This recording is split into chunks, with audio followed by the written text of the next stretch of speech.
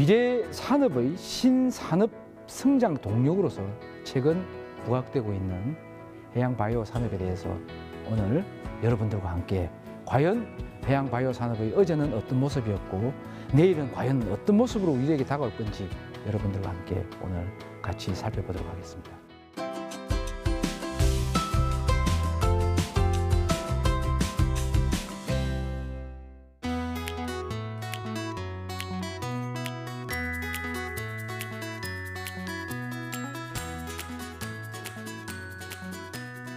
안녕하세요. 국립해양생물자원관 관장 최완현입니다. 여기 이곳은 국립해양생물자원관의 전시공간인 시큐리움이라는 공간입니다.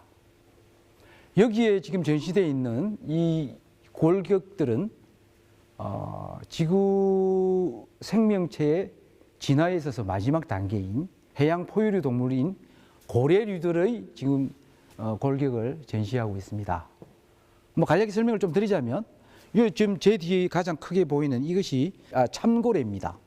참고래고 저쪽에 있는 저것이 이제 최근 우영우 변호사에서 나왔던 그래서 굉장히 인지도가 높은 혹등고래고요. 이쪽 사진에 있는 지구상에서 가장 큰 생명체인 대왕고래에 표현하고 있습니다. 40억 년의 태고의 신비를 간직하고 수많은 생명을 품은 바다는 아직 우리 인류에게 보여주지 않은 것들이 무궁무진합니다. 현재 인류가 직면하고 있는 여러 어려움 중에서 미정유의 코로나19 팬데믹을 거치면서 바이오 산업이야말로 식량, 에너지, 자원환경 등의 심각한 과제 해결을 위한 돌파구로 인식되어 전략 산업으로 선정될 만큼 중요성과 관심은 그 어느 때보다 높아졌습니다.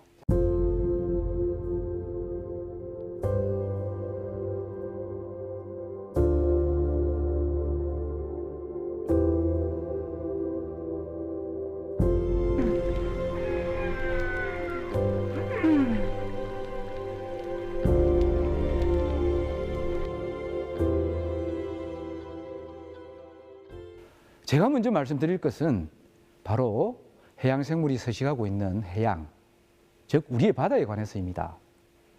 해양은 여러분들이 잘 아시다시피 지구 최대의 생태계로서 기후 시스템의 변화와 다양성을 조절하며 세계 경제와 영양 공급, 건강 및 웰빙, 물 공급은 물론 에너지 등을 유지해주는 매우 중요한 곳입니다. 이와 같은 해양의 중요성에 대해서 영국의 과학 전문지 네이처에서는 매년 약 26조 달러의 생태적 가치를 보유하고 있다고 평가하고 있는데 이는 인류가 매년 경제 활동을 통해 생산하는 GDP의 약 1.3배에 달한다고 합니다. 이렇듯 인류의 해양에 대한 의존도는 인구 증가와 더불어서 앞으로도 지속적으로 증가할 것으로 예상이 됩니다.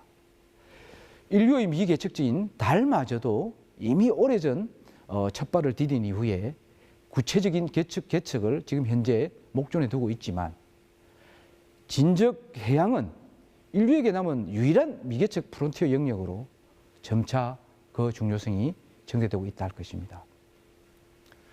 이렇게 해양이 우리에게 제공해주는 다양한 서비스 중에 해양에 서식하는 해양 생물을 이용한 해양 바이오 산업 역시 국가의 미래 산업으로 활용될 만큼의 고부가가치 산업으로서 앞으로 우리에게 무한한 가능성을 제공해 줄 것입니다.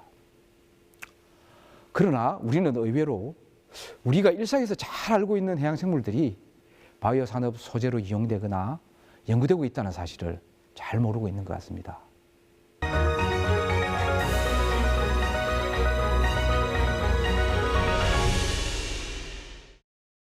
예를 들자면 먼저 항암제 소재로 많이 이용되고 있는 해면이라는 동물을 들 수 있는데 해면하면 당장은 쉽게 떠오르지 않겠지만 우리에게 이미 잘 알려진 애니메이션 캐릭터인 스폰지밥을 떠올리면 쉽게 연상하실 수 있을 것입니다.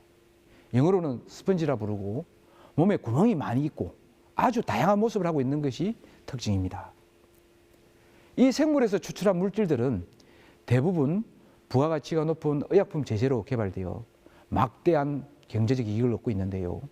현재 유방암, 방광암, 백혈병 치료제로 개발되어 시판되고 있습니다.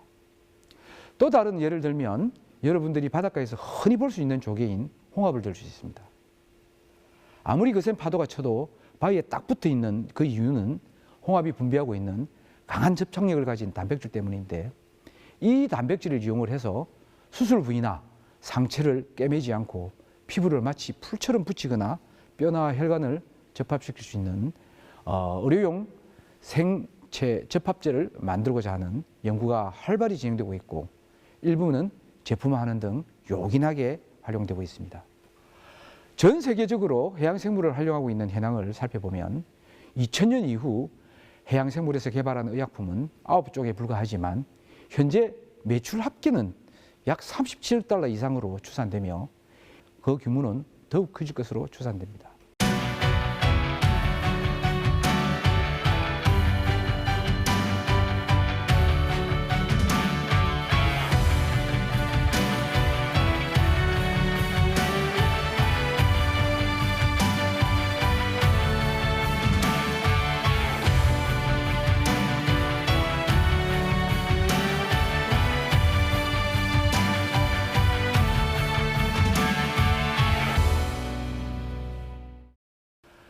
해양바이오 산업이란 앞서 말씀드렸듯이 해양에서 서식하고 있는 동물과 식물 그리고 미생물 등을 원료로 바이오 기술, 즉 BT 바이오 테크놀로지를 적용을 해서 인류가 필요로 하는 유용한 제품 및 서비스를 생산하는 산업을 말합니다.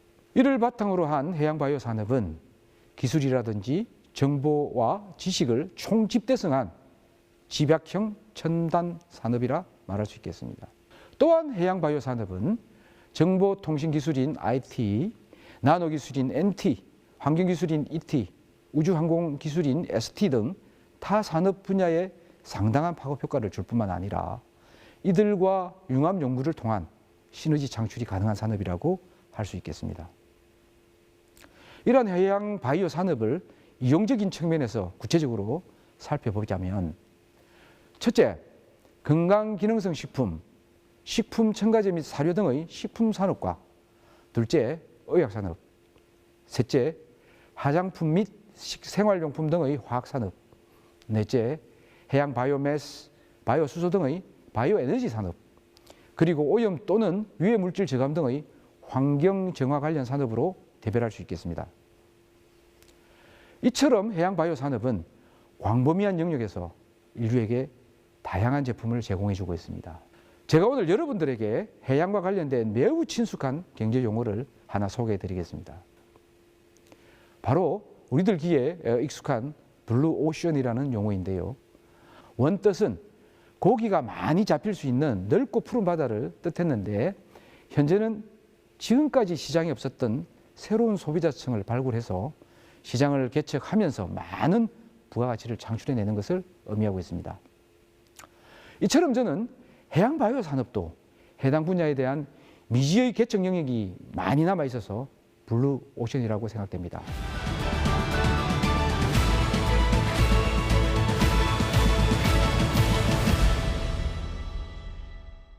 해양에 서식하는 생물은 지구상에 서식하고 있는 생명종의 약 80%를 차지하고 있는 것으로 추정되어 실로 해양이야말로 지구 생물의 모태이자 생물 다양성을 유지하는 원천이라고 할 수 있겠습니다.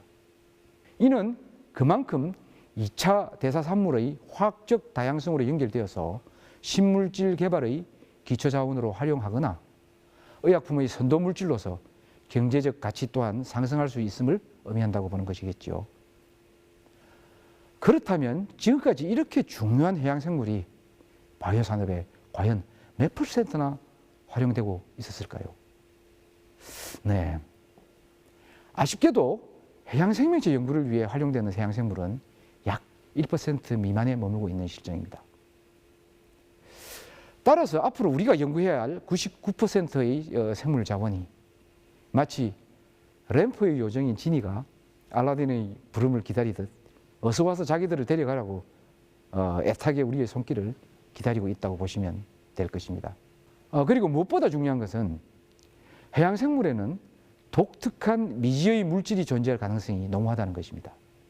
왜냐하면 해양생물은 해양이라는 특수한 환경, 즉 극한의 온도와 빛, 높은 압력하에 오랜 기간 동안 노출 지나는 과정에서 생물학적 또는 유전적으로 특이한 물질을 보유하고 있고 이를 활용한 새로운 바이오 소재 개발이 가능할 수 있습니다. 특히 해양 무척주 동물에서는 생리 활성에 있어서 육상 생물에 비해 높은 세포 독성이라든지 신경 독성이 빈번하게 발견되는데 이는 주로 운동성이 부족해서 화학적 방어 기작이 발달할 수밖에 없는 그러한 생태 환경에 적응한 데 기인한 것이 아닐까 추측해 봅니다.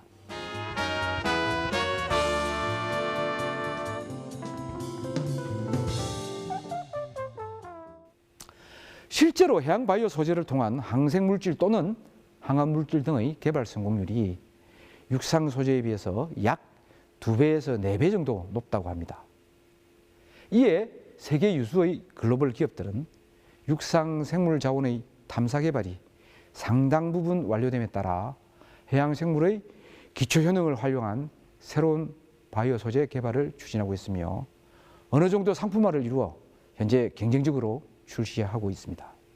미국의 경우 일찍부터인 1966년 케네디 정부부터 해양 개발 10개년 계획을 추진을 해요.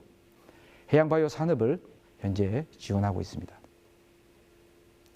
또한 미국 해양 대기청인 노아에서는 미시시피 대학과 연계를 하여 다양한 곳에서 확보한 해양 생물로부터 제품 생산 소재로 사용 가능한 약 2,000종 이상의 유용 해양 천연물 라이브러리를 보유하여 산업체에 공급하고 있고 스크립스 해양연구소에서는 약 1,000종 이상의 유용 물질을 발굴을 하여 10여 종의 기능성 신물질을 다국적 제약회사에 기술 이전을 하였습니다. 이처럼 미국은 해양 바이오 산업의 중요성을 그 누구보다도 일찍부터 인식을 하고 기술 개발을 지원하기 위한 다양한 프로그램을 만들어 운영하고 있습니다. 그 결과 전 세계 시장의 약 30% 이상을 점유하고 있으며 현재 200여 건의 신약 특허를 보유하여 세계 해양 바이오 산업의 시장을 선도하는 국가가 되었습니다.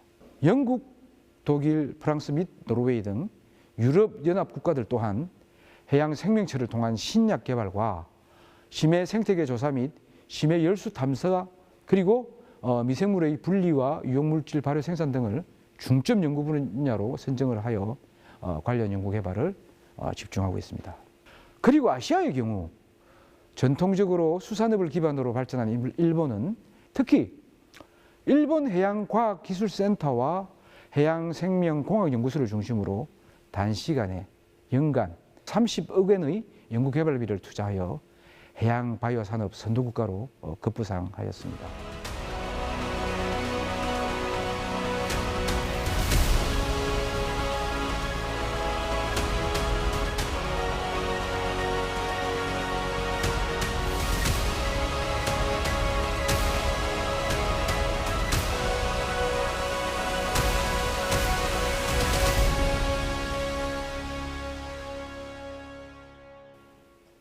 자, 그렇다면 과연 우리의 해양 바이오 산업 현황은 어떤지 지금부터 알아보도록 하겠습니다.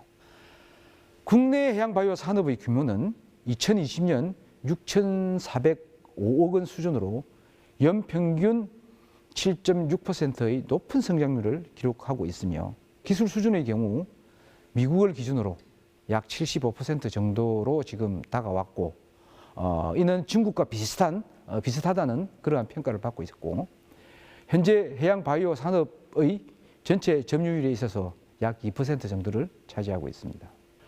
향후 국내 해양 바이오 시장 규모는 2027년 1조 원에서 1조 6천억 원으로 점유율 또한 5%로 확대될 것으로 지금 현재 전망하고 있습니다. 그러나 지금까지 살펴본 바와 같이 해양 바이오 산업의 높은 성장 잠재력에도 불구하고 안타깝게도 아직 국내에는 해양 바이오 관련 스타 기업이 없으며 해양 바이오 소재를 이용한 제품, 특히 고부와 가치 제품을 생산하는 데 필요한 메인 원료는 안타깝게도 대부분 수입에 의존하고 있는 게 현실입니다. 우리나라 해양 바이오 산업은 육지 면적의 6배 이상의 해양과 내수면을 갖고 있다는 지리적 기점과 더불어 최근 바이오 시장의 급성장 등으로 인해 국내 경제의 새로운 활로가 될 수 있을 것으로 전망됩니다. 2021년 한국보건산업진흥원에서 특허 영향력 지수를 가지고 분석한 보고서를 기준으로 분석을 해보면 세포 치료제의 경우 세계 4위, 백신과 유전자 치료제의 경우는 세계 6위, 항체 의약품이 9위인 것으로 나타났습니다.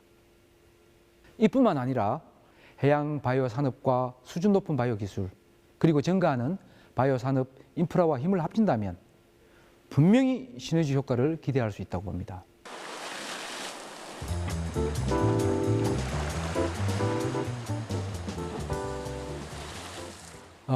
삼면이 바다인 우리나라는 세계 어느 나라보다도 유리한 지리적 여건을 갖고 있습니다. 동해안의 경우에는 깊은 수심에서 심해 해양 생물들을 연구하는 데 굉장히 유리한 위치를 가지고 있고요. 서해의 경우에는 여러분 잘 아시다시피 조수간만차, 갯벌이 굉장히 발달되어 있습니다. 그래서 그러한 해역적 특성에 유리한 생명 자원들을 저희들이 확보할 수 있고, 그리고 이제 남해는 무엇보다도 크루시오를 타고 올라와서 그게 스시마 난류로 빠져서 나오기 때문에 해양 생물의 종의 다양성이 매우 풍부한 그런 해역이고요. 그리고 지금 제주 해역의 경우에는 지금 현재 지구 온난화 해수면 온도의 이 증가에 따라서 지금 우리 해양이 급속한 아열대화로 진행이 되고 있습니다.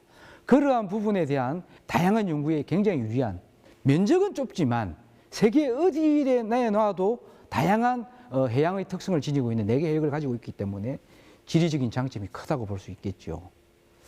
이처럼 무한한 가능성을 지닌 우리 해역에 있어서 존재하고 있는 우리 해양 생물의 진정한 가치를 알고 이에 대해서 끊임없이 도전하고 연구하는 것이야말로 우리에게 더욱 가치 있는 미래를 여는데 필요한 열쇠와 같다고 생각합니다. 제가 몸담고 있는 국립해양생물자원관은 해양바이오 산업 전 주기 지원을 위한 소재 및 핵심 원천 기술의 개발, 산학연 공동연구 발굴, 정부 공유를 위한 시스템 구축 등 연구 및 산업화 지원을 적극 추진하고 있습니다. 해양 생물로부터 유용 소재를 발굴하고 제공하기 위한 목적으로 추출물, 미생물, 유전자원 및 미세조리 등 4개 분야로 바이오뱅크를 구축 운영 중에 있습니다. 해양 추출물 바이오뱅크는 해양 생물로부터 확보한 추출물의 항암, 항산화, 항염 등의 효능을 탐색하고 이에 대한 정보 제공 및 분양 서비스를 하고 있습니다. 그리고 해양 미생물 바이오뱅크는 해양이라는 특수한 환경에서 생존을 위한 진화를 거듭해온 해양 미생물을 확보하고 분양하는 데 그 목적이 있습니다. 세 번째 유전자원 바이오뱅크는 유전자원인 DNA와 조직, 그리고 방대한 양의 유전 정보들을 체계적으로 확보를 해서 해양 생물 유전자원에 대한 접근성 및 활용성을 증대할 목적으로 운영되고 있으며 주로 종의 동정, 돌연변이, 발굴, 생물의 진화 및 유용 유전자 정보 탐색 등의 기초 연구에 사용되고 있습니다. 해양 미세조류 바이오뱅크는 해양 생태계에서 광합성을 통해 1차 생산자 역할을 하는 해양 미세조류를 확보하여 분양하고 있습니다. 해양 미세조류는 인간이 필요로 하는 다양한 고부가 생리 활성 물질을 생산할 수 있어서 건강기능식품, 사료 및 제약 소재로 현재 널리 사용되고 있을 뿐만 아니라 최근 뜨거운 이슈로 등장한 이산화탄소 저감, 바이오에너지, 오페스 정화 등 다양한 산업 분야에서 활용되고 있습니다. 이처럼 해양 바이오뱅크는 미래의 산업적 활용도가 매우 높은 유용자원을 체계적으로 보존 관리하고 수요자 중심의 안정적인 소재 공급을 지원함으로써 해양 바이오 산업화의 최대 걸림돌인 소재 문제 해결을 위한 마중물 역할을 할 것으로 기대됩니다. 우리가 지금 현재 처해 있는 환경들은 여러 가지 어려운 점들이 많습니다. 그러나 해양 바이오 산업은 무엇보다 새로운 국가의 먹거리로서 신산업 성장 동력으로서 활용이 가능할 것이고, 그리고 현재 우리 사회가 안고 있는 고령화 문제에 있어서 중요한 대안으로서의 어떤 의약품이라든지 식품이라든지 그런 데 있어서의 중요한 소재를 제공할 수 있는 그러한 것들을 갖고 있을 수 있기 때문에 활용을 한다면 정말 우리의 삶의 질과 국가의 발전에 해양바이오 산업이야말로 큰 역할을 하지 않겠나는 그런 믿음을 가져봅니다. 자, 이것으로 저의 모든 얘기를 마치도록 하겠습니다. 감사합니다.